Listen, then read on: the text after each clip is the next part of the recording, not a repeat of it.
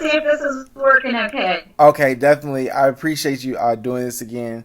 Okay, Oh no, so that's quite all right. I understand technology. right. So Ryan Glover here with Cari Roy. It's coming into 2018. My question for you would be, how do you block out negative energy? Okay, what I suggest for blocking out negative energy, number one, most important thing is to stay positive yourself. I know that that sounds really hard, but we can do all of the stuff that we want to outside of ourselves, but really inside of ourselves is where most of the power is. So try to stay as positive as you can in adverse situations. But if you find yourself in something where you're, in an environment that can't, be done, you can't avoid. Work sometimes can be negative, home environments can be negative. I suggest doing something like saging.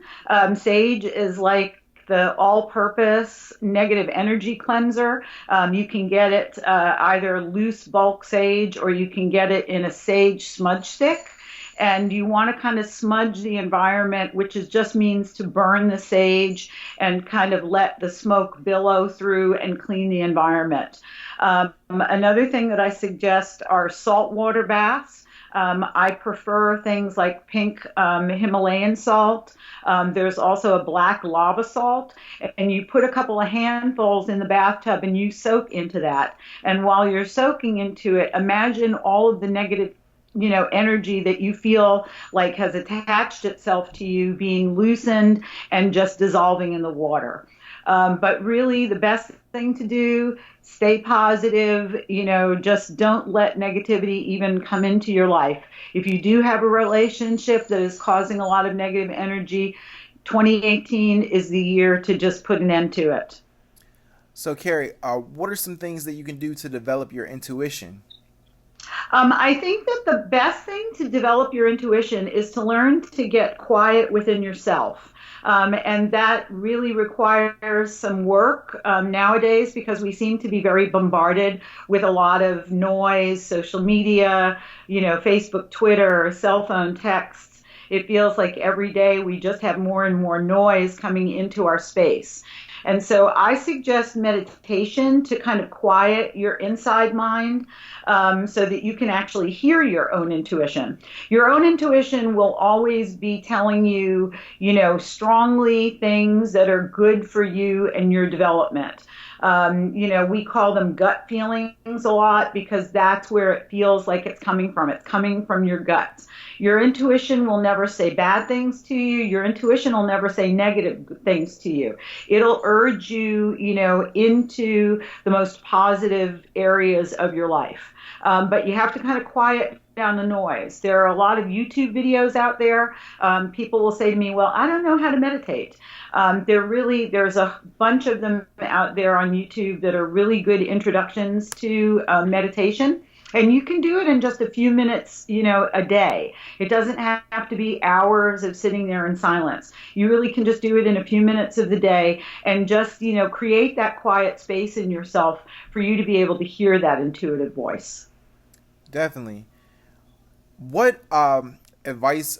I think like a lot of people and stuff have this misconception that maybe getting a reading can be dangerous, that you're opening up portals. I think I've seen a lot of films and stuff that, where you go and get a psychic reading and then like some negative entity follows you home. Is there any real danger to that? That's really, I mean, it's done for entertainment purposes, really. For opening portals, it's pretty hard to just randomly open a portal. You have to be setting your intention to open a portal, and let, entities from other dimensions in. It's not just that easy to do, or we'd be hopping in and out of portals all the time. But that's something that's more associated with magic, witchcraft. And, I don't think that there's necessarily anything wrong with those, but you have to really, really know what you're doing. And so, I just, if you're thinking about opening a portal, don't do it. But it's not really going to happen if you just go for a psychic reading or a medium reading. There may be psychics and mediums out there who are also opening portals. I don't happen to be one of them, and I would say that probably the majority of us aren't. We're just looking into the future, we're looking into the present, we're looking into the past, we're connecting with people who have passed away, but we're not opening portals to let demons in. So that's not just going to happen from a psychic reading or a medium reading. Can you tell me a little bit about like how you knew that you were psychic? Well, I come from an interesting background in that my mother was also psychic and my grandfather was an astrologer and a numerologist. So we kind of had an openness to that in my environment. As a young child, I showed some abilities. It was probably around 7, 8 or so years old that the most major thing happened to me, and that was here in New Orleans on a street called Royal Street, which is very haunted. It's right in the heart of the French Quarter. And I was with my mother, and I saw all of these people all of a sudden that hadn't been there like a minute ago. And I'm talking like a lot of people. It was like being in the middle of Mardi Gras, except with people from, they looked old fashioned, they looked all kinds of strange. And it overwhelmed me so much that I fainted. And my mother, questioned what had happened. She was obviously very worried about me. And I started saying something about all the people, all the people. And she put it together that I was seeing spirits. And she was very smart and very adept and concerned for me. And having grown up with the ability herself, she kind of taught me how to turn it off before she taught me how to turn it back on. So it was, you see, going back to, movie references, you just had The Last Jedi, which saw twice already.